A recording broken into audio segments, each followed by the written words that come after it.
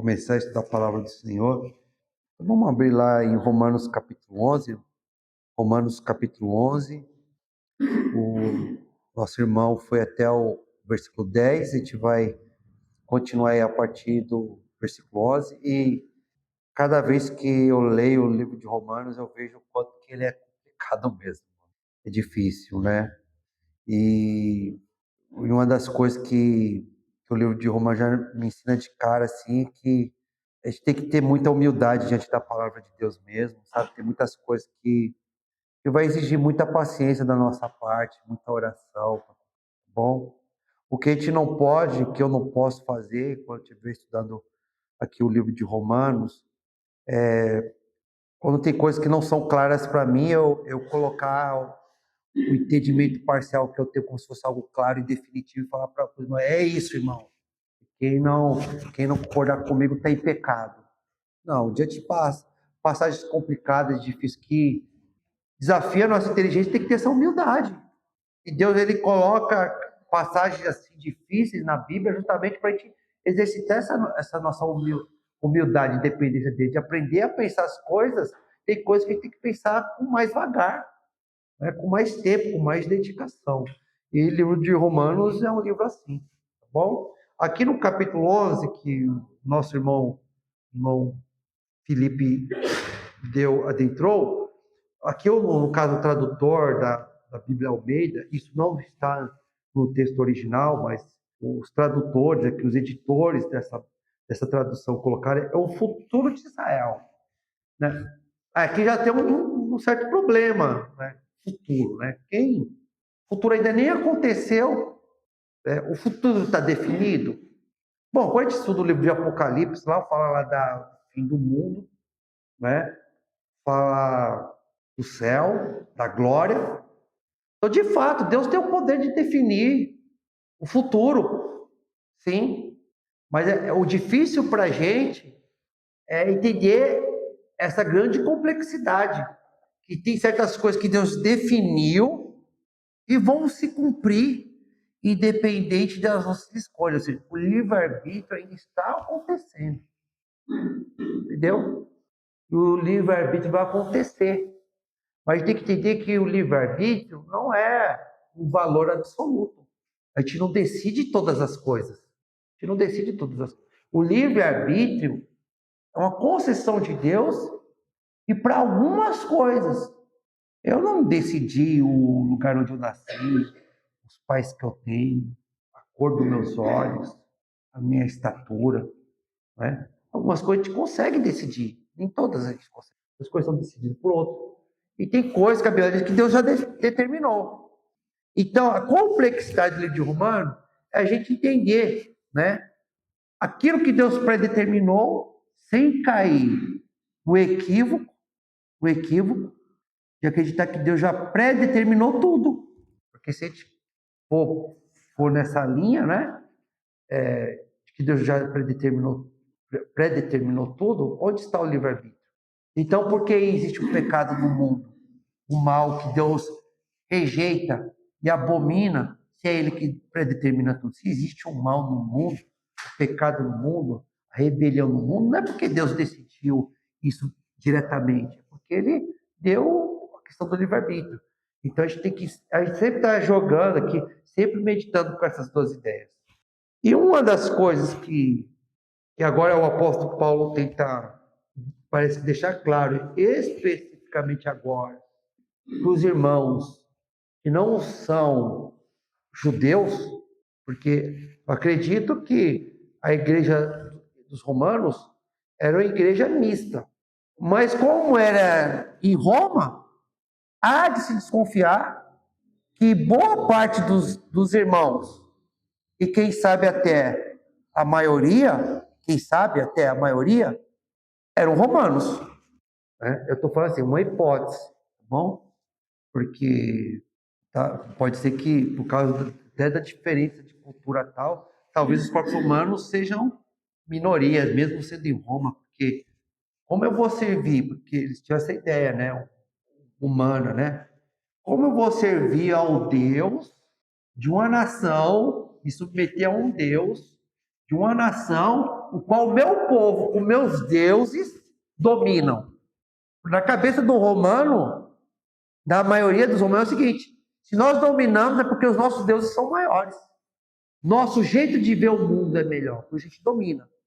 Agora, um romano sensato que meditava, ele ia pensar outra circunstância. Espera aí, olha o que acontece na minha religião aqui. Olha quantas injustiças está aqui. Será que poder é tudo? E será que a gente dominou porque eles pecaram contra o único e verdadeiro Deus? Quando o evangelho chegava a um romano desse tipo, ele fazia essas reflexões.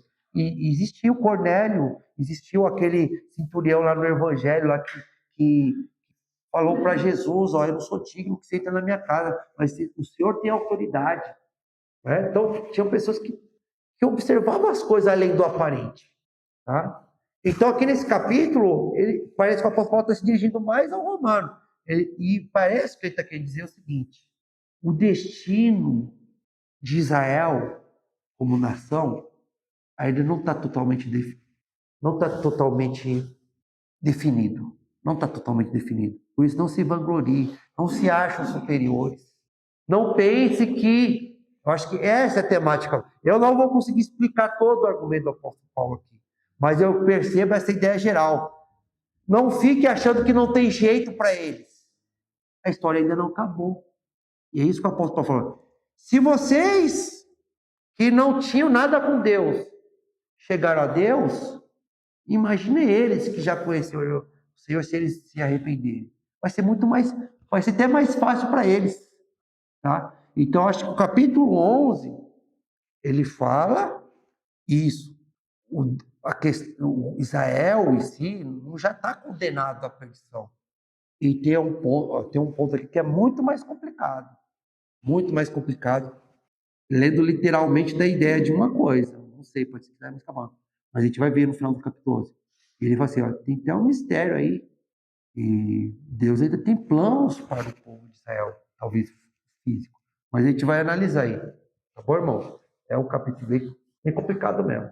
Mas já estou colocando os problemas aqui para vocês, tá bom? Para vocês participarem comigo aqui da reflexão e ver que não é nada fácil. Então, qualquer resposta simplista a esse capítulo 11, eu acho que a gente deveria desconfiar, tá bom? Porque a gente não pode pular os versículos da Bíblia, vai ter que ir analisando, tá bom? Então, vamos aqui, ó, do versículo 11 ao versículo 24, dá para ver, né, como que é difícil, né, esse texto, né, irmão? Deixa eu ver por onde eu começo aqui. Vamos lá. Versículo 11, 12. Obrigado, tá, Jana? Pergunto, pois, porventura tropeçaram para que caíssem, já começa a complicação aqui, né? Porventura tropeçaram para que caíssem, não é? O que significa isso? Ou seja, eu acredito que talvez o apóstolo Paulo está querendo dizer o seguinte, é como se ele estivesse querendo dizer o seguinte: será que definitivamente eles já estão condenados? Acho que o caísse aqui talvez significaria isso, já não tem mais jeito para eles. Ou seja, tropeço é o pecado, né? Ou seja, a pessoa pode tropeçar, mas não desabar de vez. Né? Ou seja, já está definido que estou desabado de vez, ou seja, que já não tem mais jeito para eles. O apóstolo Paulo fala que de modo nenhum. Ainda não, as coisas estão acontecendo ainda. Acho que é isso que ele vai falar, as coisas ainda estão acontecendo. Aí vem outro trecho complicado de entender. Mas pela sua transgressão veio a salvação aos gentios, para pô-los em ciúmes. Aqui, uma coisa que eu sempre costumo falar nos estudos e que agora eu preciso fazer uma atualização, porque a questão é mais complexa. Geralmente eu falo muitos estudos para os irmãos o seguinte: eu falo, Deus nunca induz ninguém ao pecado. Quem induz as pessoas ao pecado é o diabo. Porque Deus é santo. Deus é santo. Como ele vai induzir alguém a fazer alguma coisa que ele abomina? E Deus, ele quer o bem da gente, ele não quer o mal da gente. Quem nos induz ao pecado, que a gente nos tenta para pecar, é o diabo, porque ele quer ver a nossa ruína. Tá? Então, eu acredito nisso, isso é fato. Mas eu preciso fazer uma atualização. dessa ideia, atualização aqui. Porque aqui, ó, quando a gente lê aqui, fala, né? Ó, mas a transgressão dos judeus teve uma coisa boa, que foi o quê? Veio a salvação aos gentios. Para pô-los o quê? Os israelitas em ciúme. Então, lendo assim, pode parecer que não. Foi Deus que quis fazer o povo de Israel pecar, e o povo de Israel pecando foi bom, porque aí o povo que não era israelita, Deus se volta para o povo que não era israelita, aí o evangelho se espalha pelo mundo, e isso é bom porque vai despertar o ciúme ali dos israelitas, e talvez eles possam se converter. Então pode parecer que Deus tinha planejado o pecado dos israelitas. Não é isso que o apóstolo Paulo está falando, tá bom? Eu acredito que a ideia que está aqui no apóstolo Paulo, falada de uma forma muito mais complexa, é a mesma ideia que José, lá no Egito, falou para os irmãos dele. Ele falou assim: vós de fato me fizeram mal, mas Deus tornou o mal de vocês em bem, para a conservação de todos. Uma diferença aí, tá? Uma diferença aí. Quando os irmãos traíram José, jogaram José, a mulher de Potifar cobiçou José, José foi acusado de forma injusta, tudo isso era pecado, tudo isso entristeceu o coração de Deus. Mas em favor do povo de Deus e do próprio José, Deus reverteu aquele mal em bem. Então a rejeição de Israel não foi porque Deus falou assim, vocês vão pecar. Não. Foi porque eles pecaram. É aí que está o ponto. E muitas vezes Deus não induz a pessoa ao pecado. Mas aí vem a atualização. Mas Deus pode permitir se afastar, para que a pessoa, de uma certa forma, siga aquele caminho, muitas vezes, que entristece o coração de Deus, para a pessoa quebrar a cara, ter a prova dos 9, e talvez alguns se voltarem arrependidos para Deus, tá? Então, assim, é nesse sentido, antes Israel fosse fiel, de fato, ao Senhor, mas Israel pecou, mas Deus, como ele é grande, apesar do pecado de Israel, ele tenta transformar aquilo que foi ruim, aquilo que fizeram de ruim para José, Deus ele tenta transformar aquilo para um bem maior, para a honra e glória do seu santo, enquanto as coisas estão acontecendo. Então, assim, não é que Deus se agradou, mas o pecado de Israel, Deus ele permitiu o quê? Aproveitou para que o evangelho fosse conhecido pelas outras nações, e vendo aquele amor genuíno a Deus e ao seu Cristo manifestado pelas outras nações, Israel talvez um dia possa acordar. Tá? Eu acredito que é isso que o apóstolo Paulo está falando aqui, de forma tão complexa, e que se a gente passar batido vai parecer que Deus não. Deus está planejando o pecado. Mas bem isso. Está dando para entender, irmãos? É complicado mesmo, entendeu? Aí ele fala aqui, né? Versículo 13: dirijo-me a vós outros, que sois gentios. Ele está falando conosco, gentio que não é judeu. Visto, pois, que eu sou apóstolo dos gentios, glorifico o meu ministério, para ver se, de algum modo, posso incitar a emulação os do meu povo e salvar alguns deles. Porque se o fato de terem sido eles rejeitados trouxe reconciliação ao mundo, que será o seu restabelecimento, senão vida dentre os mortos?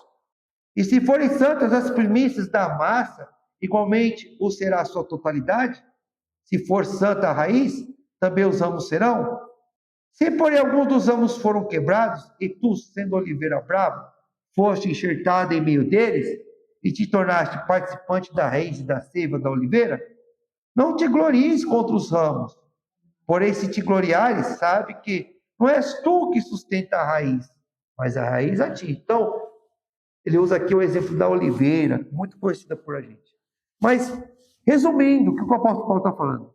A situação dos judeus ainda não está definida. Então, não fique dizendo assim, os judeus já eram, os judeus sempre vão rejeitar Jesus Cristo. Até mesmo o próprio apóstolo Paulo falou no começo do versículo 11, Deus rejeitou totalmente os judeus. Ué, eu sou judeu, da tribo de Benjamim. É o Israel como nação. Então, eu acho que essa ressalva do apóstolo Paulo serve para os nossos dias também. Quem a gente pensa que é? A gente pensa que nós somos deuses para falar Deus, para falar que o povo de Israel nunca vai aceitar Cristo, se o futuro ainda não está definido, se ainda a história continua, se ainda o livre-arbítrio acontece. Vai que a nação de Israel se converta ao Senhor um dia. Pode ser que sim, pode ser que não. É isso que ele está falando aqui. Você não pode se gloriar, porque você não sustenta a raiz que sustenta. Você não pode se gloriar porque alguns foram quebrados e você foi colocado no lugar. Ele vai expandir essa ideia. Ele falou, se você que o povo, os gentios que não faziam parte ali daquela promessa inicial de Abraão, foram trazidos para Abraão, para as promessas de Deus que se cumpriram em Cristo, se eles tiverem um verdadeiro arrependimento, você acha que vai ser impossível para eles fazer parte da igreja do Senhor? O povo de Deus, os judeus da carne, servir ao Senhor? Não é impossível, é isso que ele está deixando claro aqui. A situação de Israel, dos judeus, por mais que eles tenham essa rejeição, por mais que eles ainda não tenham aceitado Jesus como seu Salvador, ainda não está definida. Eu acho que é isso que o apóstolo Paulo está falando aqui. Versículo 19. Dirás, pois, aí ele está falando aqui para nós, né? Aquele irmão que não é judeu. Ele está levantando uma hipótese, né? Dirás, pois, alguns ramos foram quebrados para que eu fosse enxertado. A igreja do Senhor é dos gentios. Os judeus não é mais um povo de Deus. Agora a gente que realmente ama o Senhor, mas num estilo, uma questão de arrogância, sabe? Não de constatação, infelizmente. Ó, que triste morar com Israel. Não, mas uma questão de arrogância. Eles já eram. Que vai cair míssil mesmo lá, vai morrer todo mundo. Crucificaram o Senhor, já está acabado. A gente não tem que falar assim. Por essa passagem aqui, eu vejo que a gente não pode agir dessa forma. Entendeu? Eles foram quebrados, para que eu tiver. Nós tomamos o lugar deles agora.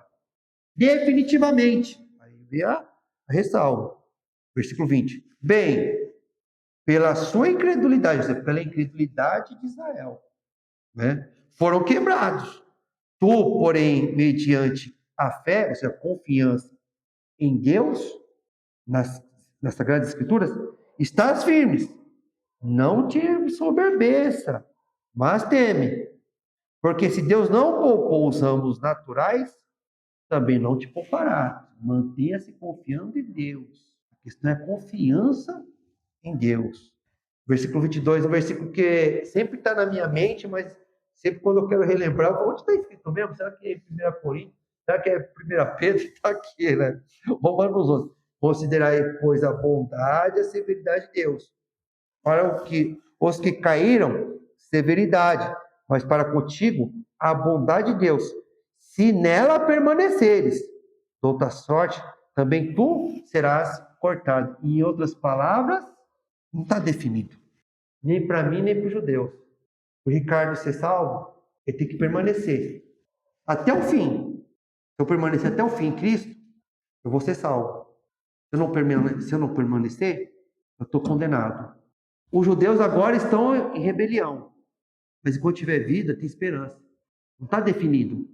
Mas se eles se converterem e terminar seus dias servindo ao Senhor, o judeu vai ser salvo.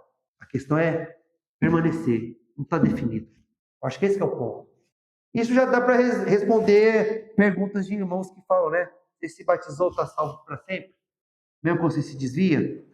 Mesmo quando você não permanece no Evangelho? Mesmo quando você não permanece seguindo o Senhor Jesus, apesar das provações e das dificuldades? Olha aqui a resposta. Tem que permanecer até o final. Porque se fosse assim, o judeu era o povo de Deus, circuncidado, promessa da aliança. Então, ó, não precisaria, né, de Cristo, não, já são o povo de Deus, então estão salvos. Não é isso que a Bíblia fala. Permanecer em Deus, em Cristo, no Evangelho. tanto judeu como gentil. Aí versículo 23, né? Eles também, se permanecerem na incredulidade, serão... Eles também, se não permanecerem na incredulidade, serão enxertados, pois Deus é poderoso para os enxertar de novo. Pois se foste cortado daqui por natureza, era oliveira brava, e contra a natureza enxertado e boa oliveira, quanto mais não serão enxertados na sua própria oliveira aqueles que são ramos naturais. É como se Deus estivesse ansiando pela conversão dos judeus, porque foi o primeiro povo dele. Os judeus foi o primeiro povo dele. É como se o Pai Eterno tivesse, sabe a palavra do filho pródigo? Na porta. Ele não vai lá buscar o filho na marra.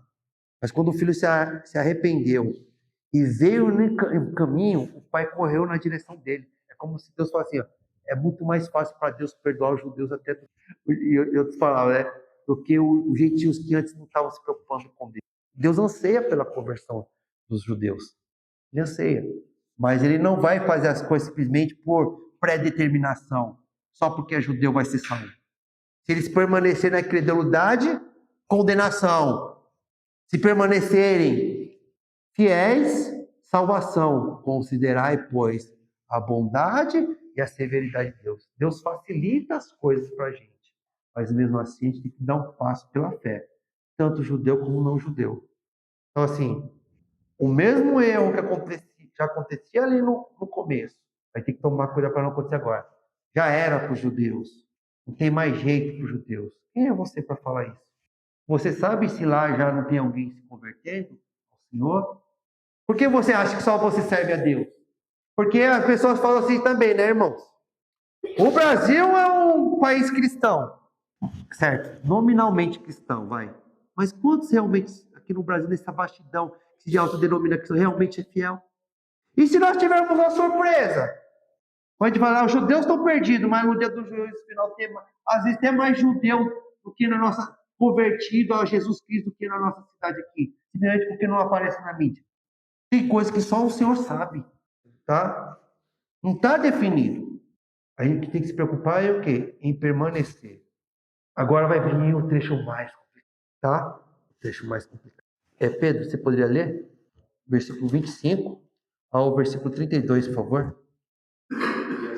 E esta, quando eu remover os seus pecados, quanto ao evangelho, quanto à eleição, quanto a eles fizeram a mesma coisa para misericórdia e graça, pois Deus todos os dias toda para exercer. Aqui já começa a ficar bem mais complicado, mas bem mais complicado. O que dá eu entender se eu fazer uma leitura literal assim, sem procurar entender o contexto, o que dá a entender? Ó, vamos acompanhar aqui. Literalmente, palavra por palavra. Porque não quer, irmãos, que ignoreis este mistério. Então, existe uma coisa aqui que as pessoas não estão considerando, mas geralmente quando o apóstolo Paulo usa essa palavra mistério, é algo que já está definido por Deus, não está claro. Não está claro para a humanidade muitas vezes. Totalmente claro. Talvez para aquelas pessoas que buscam mais o Senhor, meditam o Senhor, o Senhor revela, a pessoa percebe. Geralmente quando o apóstolo Paulo usa essa questão mistério, e isso tem muito no livro de Apocalipse também, geralmente é a palavra para definir algo que já está definido por Deus, mas ainda não é claro para a humanidade. A maioria não consegue ver, ou pelo menos a grande maioria das pessoas. E quanto a isso, irmãos, tem problema. Porque a gente vê lá em 2 Pedro, a Bíblia fala que os próprios profetas, eles procuravam entender aquilo que eles transmitiam. A gente pensa que porque os profetas transmitiam uma palavra, uma profecia, eles já entendiam. Não, a profecia vinha de Deus, eles transmitiam. Mas aí a Bíblia fala que os profetas eles ficavam meditando para entender quando aquilo ia acontecer ou não. Ou seja, a revelação de Deus exige reflexão da gente. E a clareza dessa revelação de Deus muitas vezes vem com o tempo, ao longo da história. Tá bom? É bom dizer isso também. Se os próprios profetas que revelam a palavra, às vezes não compreendem ela, por que você tem a pretensão de achar que você sabe tudo do que já foi revelado? O próprio Daniel, a Bíblia fala que ele recebeu uma visão ele passou a buscar ali o entendimento daquela visão em jejum e oração. A gente vê isso. E Deus ajudou ele. O Espírito Santo nos ajuda também. Então a gente vai se deparar com muitas coisas. E aqui ele vai falar, tem um mistério para vocês. Mistério, geralmente uma coisa que já foi definida por Deus, mas não está claro. Irmão, mas aí não vale. Que história é essa? Não existe predeterminação. Aí não vale. Ultrapassa. Peraí, quem é você? Deus ele não pode determinar, ele é soberano. A hora que ele quiser determinar, ele determina. A Bíblia fala que ele não determinou tudo. Muitas coisas ele deixou a escolha do ser humano. Mas tem certas coisas básicas que ele já decidiu. Isso depende da vontade da gente. Independe da vontade da gente. Tudo é dele. Tá entendendo? É aquela coisa que muitas vezes as pessoas falam assim, ou para o livre-arbítrio absoluto, ou para o pré-determinismo absoluto. O que a gente vê na Bíblia são duas lâminas de uma tesoura, duas coisas completas. Se Deus quisesse, ele podia mandar em tudo, mas algumas coisas ele determinou, vai ser assim, independente. Outras coisas é você que decide. Mas até isso é a concessão de Deus. Até isso é a concessão. Agora ele está falando, aqui o apóstolo Paulo está falando, tem uma coisa que Deus já determinou. Aparentemente, meu Deus, é isso que ele está falando. Porque não quero, irmãos, que ignoreis este mistério, para que não sejais presumidos em vós mesmos. Vocês acham que já sabem de tudo. O cristão tem que tomar cuidado, tá vendo? O cristão tem que tomar cuidado com essa presunção de achar que já sabe de tudo. Tem coisas nas escrituras que são claras e básicas, mas o cristão sabe de tudo, os propósitos de Deus, não sabe. Você não é Deus. Aí ele continua. Que veio endurecimento em parte a Israel, até que haja entrada a plenitude do jeito. Aqui complica. Aqui complica. Porque você lendo literalmente, o que o apóstolo Paulo está falando é o seguinte, que tem um tempo de endurecimento de Israel. O endurecimento de Israel é em parte. Ou seja, não é definitivo. Não é completo, é em parte. E esse endurecimento vai durar até, ou seja, tem um ponto final. Não vai durar para sempre, esse endurecimento. Não vai durar para sempre. Vai até um ponto, aqui, estou colocando esse ponto. E qual é esse ponto? Até que haja entrado a plenitude dos gentios. Ou seja, é como se, aí que complica. É como se o apóstolo Paulo, lendo assim, parece que na mente de Deus parece que assim é como se tivesse uma quantidade. Se você ler sem observar o contexto, como se tivesse uma quantidade definida para pessoas que não são judeus se salvarem. E quando chegar esse número, assim, já era esse aqui é o máximo que pode as pessoas se converterem, os não judeus se converterem. Quando chegar esse número, a plenitude dos gentios, vai acabar a dureza dos israelitas. Vai acabar a dureza dos israelitas. Não é definitivo. Mas o que eu entendo diante das outras referências que tem na Escritura? O que eu acredito que o apóstolo Paulo está querendo dizer é o seguinte: enquanto houver esse mundo, e houver a possibilidade de qualquer ser humano se converter, a situação do israelita não está definida, o endurecimento do israelita não está definido, não está definida, eles não estão condenados. Isso quando eu estou querendo fugir da dificuldade desse texto, né? Porque lendo assim parece que vai ter uma ação direta de Deus ainda antes do fim do mundo para que haja uma conversão nacional dos lendo literalmente, mas eu acredito que não é bem assim. Talvez não seja bem assim. Vamos continuar. É complicado. Versículo 25. Porque não quer, irmãos, que ignoreis este mistério, para que não sejais presumidos em vós mesmos, que vem endurecimento em parte a Israel, até que haja entrada a plenitude dos gentios. E assim, todo Israel será salvo, como está escrito: virá de Sião o libertador, e ele apartará de Jacó as impiedades. Esta é a minha aliança com eles, quando eu tirar os seus pecados. Quanto ao evangelho, são eles inimigos por vossa causa. Quanto, porém, à eleição, amados por causa do patriarca. Porque os dons e a vocação de Deus são irrevogáveis. Então, o que o texto está querendo dizer é o seguinte: eu não sei compreender, irmãos, como isso vai se cumprir, mas o que o apóstolo Paulo está falando, o que eu consigo pegar desse texto é o seguinte: Deus não esqueceu dos israelitas, até nos dias de hoje. Não se esqueceu. Porque ele deixa aqui, eles estão rejeitando, mas por causa das promessas dos patriarcas, Deus vai, enquanto durar esse mundo, ele não vai abandonar os israelitas de vez, porque as promessas de Deus são irrevogáveis. O que Deus prometeu, ele vai manter, mesmo que as pessoas sejam infiéis. Tá bom? Mas eu acredito que não essa conversão, essa provavelmente conversão, não é uma coisa que Deus vai fazer, tirar o livre-arbítrio deles. Entendeu? Também não vai ser uma salvação, como eu posso querer dizer, incondicional, independente se Israel está pecando ou não. O que eu estou querendo dizer, o que eu acredito que o texto está querendo dizer é o seguinte, ó. Imagine uma prova. Vai lá, inscrição para o concurso. Tem tal data. Até tal data as pessoas têm que trazer os documentos necessários para poder participar.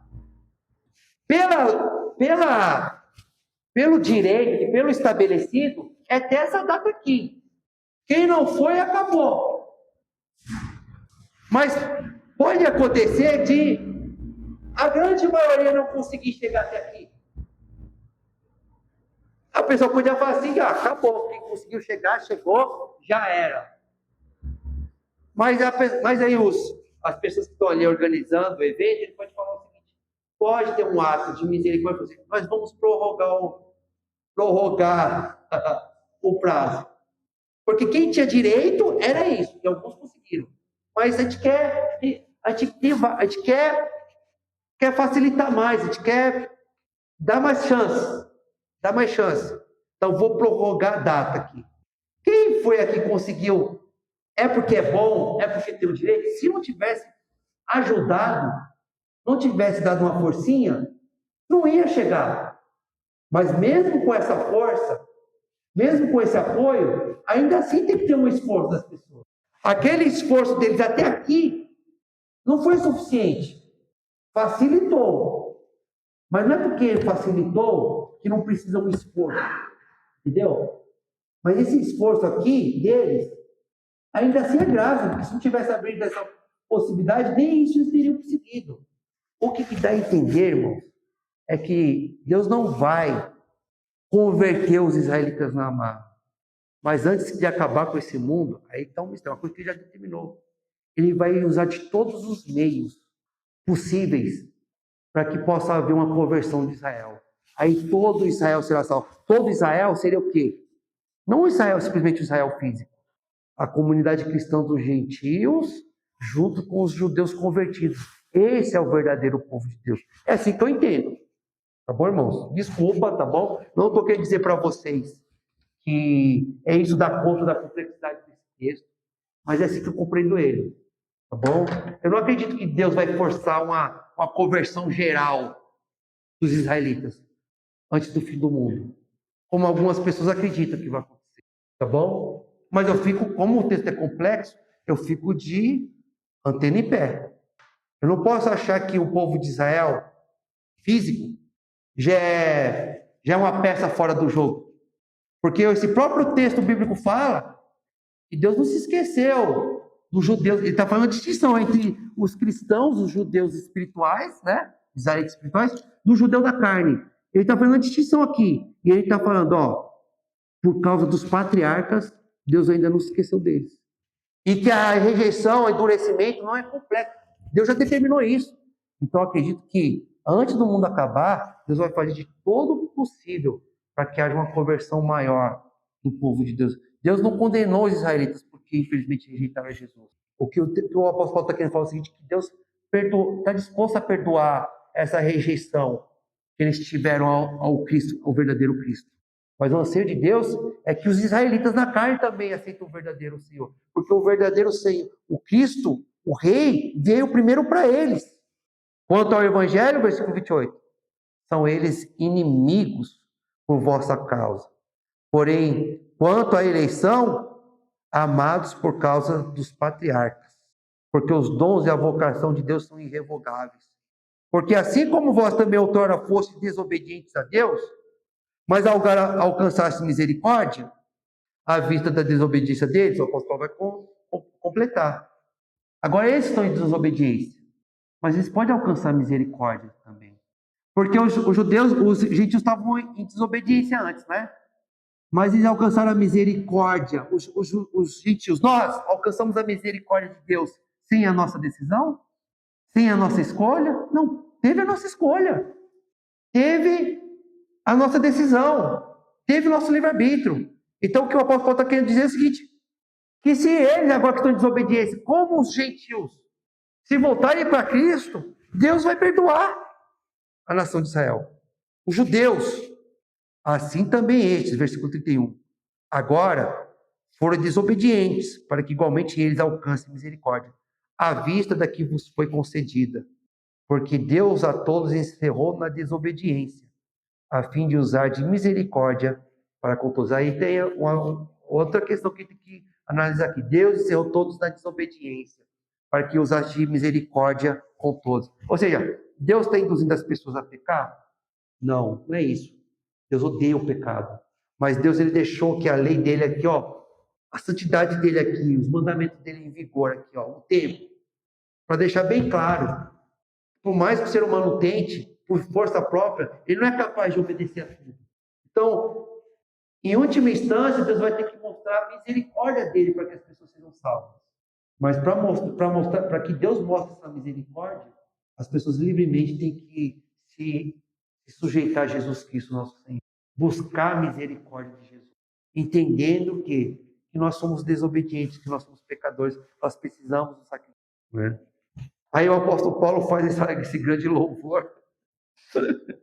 Versículo 33 ao 36. Ó profundidade de riqueza, tanto de sabedoria como do conhecimento de Deus. Quão insondáveis são os seus juízos e quão inescrutáveis os seus caminhos. E é mesmo, né, irmãos? Vocês estão quase, os irmãos aqui estão quase dormindo aqui, a mente cansando de tanto para tentar entender isso. Tão complexo que é. E é mesmo. A sabedoria de Deus, o quê? É insondável, não se pode medir. Inescrutável, significa inescrutável. Não dá para entender tudo. Não dá para pesquisar tudo. Então, o que a gente está fazendo aqui? Pesquisando, analisando com fé e humildade. Esperando que aos poucos Deus vai o quê? Nos dando entendimento. Até o entendimento é o que é uma graça do Senhor. Quem, pois, conheceu a mente do Senhor? Ou quem foi o seu conselheiro? Versículo 35. Ou quem primeiro deu a ele para que ele venha a ser restituído? Essa frase eu gosto de usar bastante, né? E vem daqui. Às vezes eu me esqueço que vem daqui. Ou seja, quem somos nós para apontar para Deus e fazer? Tem que ser assim. Se não for desse jeito, é injusto, está errado. Alguém aqui emprestou algo para Deus devolver? Tudo que a gente tem é dele. Para o governo brasileiro, você pode emprestar. Você vai lá e investe tesouro direto, porque o governo do Brasil está endividado, aí ele usa o seu dinheiro para pagar funcionário público e depois te paga com juros. Essa é a lógica lá do tesouro direto. Né? Mas porque o governo brasileiro é endividado. Deus não. Tudo é dele. Você não dá algo para Deus e pode exigir. Tudo é dele. Então você não pode achar assim, porque Deus não cabe no seu entendimento. Está injusto, Deus. Os planos de Deus às vezes fogem à nossa compreensão. Aí ele continua, né?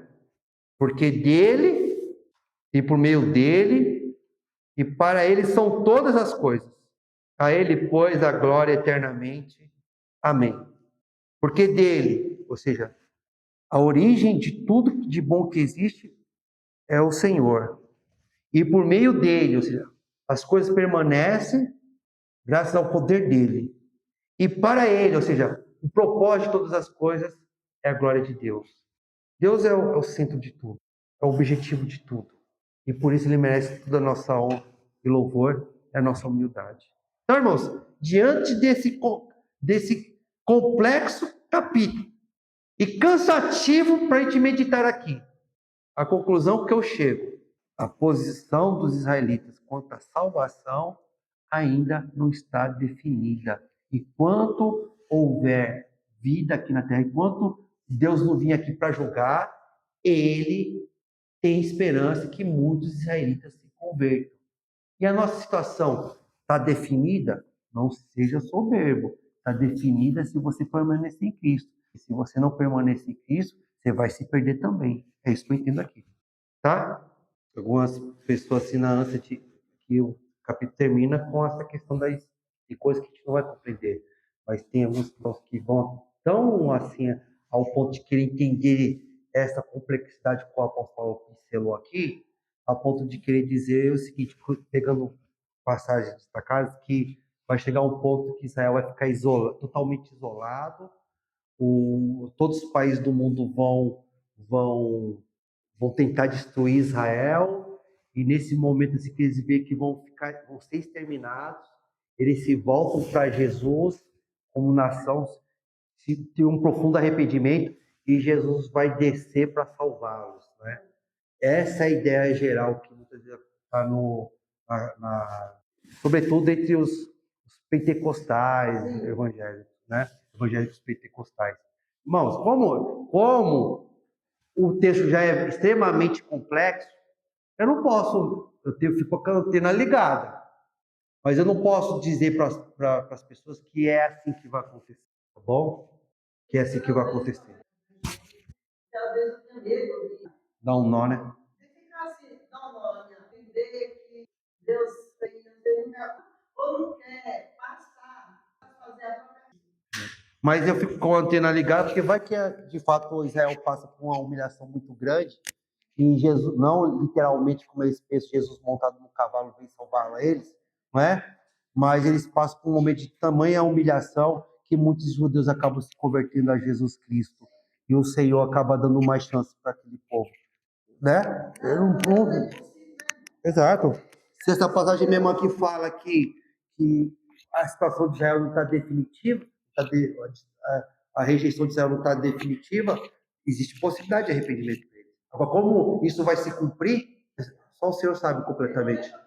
Obrigado pela paciência de vocês, irmãos. Eu peço desculpa, né, por minhas limitações, mas eu não podia chegar assim para o Felipe, não vou fazer, vou pular. Ou então, já que eu vou fazer, Felipe, sabe de uma coisa? É complicado demais, eu vou pular direto para o capítulo 12, porque é assim que muitas vezes o meio religioso faz, evita por causa das dificuldades. As dificuldades, ó, faz isso aqui com a gente, ó, faz a gente o quê? Ser mais humilde, tá? Então, passou por um dos capítulos. Eu acho que se esse não for o capítulo mais difícil de Romanos, é um dos mais difíceis. Eu acredito que daqui para frente vai ficar mais fácil. Eu acho que o mais difícil a gente já passou. Sem pular, sem fugir das dificuldades, tá bom? Mas assim, tudo que eu tô falando aqui, irmãos, não vão aceitando assim de. Não confie em mim, tá bom? Confie nas escrituras e tudo que eu falei aqui, vão à luz das escrituras e vão meditando para ver se. Tá bom? Sempre em oração ao Senhor, tá bom? E assim o Senhor vai nos guiando, tá? Que é o que eu faço com os irmãos aqui. Eu não olho para o irmão, nenhum dos irmãos aqui, com uma autoridade absoluta. Eu sou infalível. Não, Deus usa pessoas falíveis, mas está ali com fé. Mas eu vou ponderando isso que o irmão está falando. Está de acordo com as escrituras? Eu vou analisando. Será que é mesmo? Assim o Senhor vai nos ensinando. Bom?